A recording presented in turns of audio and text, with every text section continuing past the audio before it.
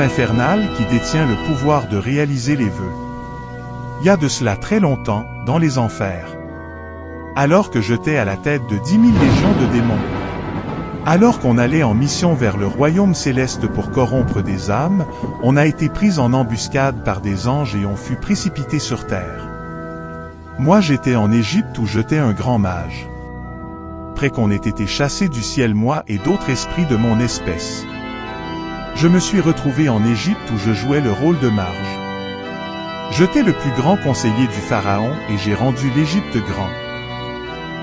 Après avoir réussi à obtenir les 3 vœux du pharaon, j'ai fait appel à d'autres démons pour venir m'aider à assiéger la terre. Et la destruction de la planète était mise en marche par moi et mes amis.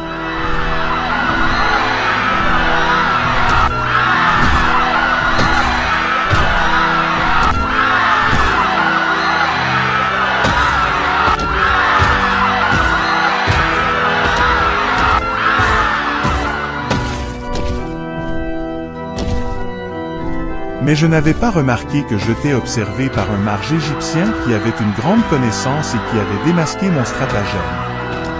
Alors que j'avais commencé à assujettir l'Égypte et une partie de la terre, ce vieillard se mit à forger une boîte faite d'or brut pendant 2 jours, et un petit sarcophage en plus.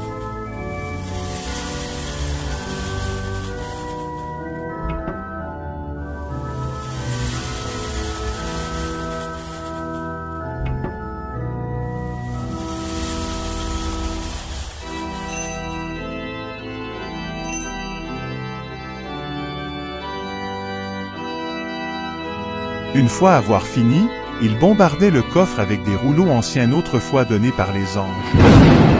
En d'autres termes, c'était comme un exorcisme très puissant, mais la différence est que le démon serait emprisonné dans le coffre à cause de l'or et le rituel fait sur le coffre. Après avoir façonné le coffre, il prit un sarcophage et commençait le rituel à partir duquel je fus aspiré dans le sarcophage et mise dans le coffre doré.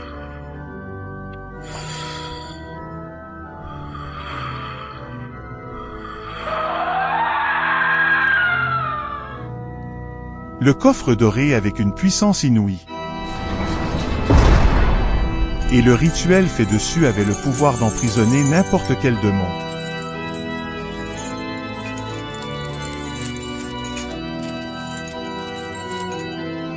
Une fois emprisonné, le coffre aussi fut enterré à son tout pendant des décennies.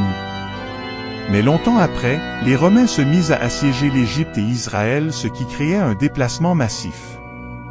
C'est suite à ce déplacement des anciens Égyptiens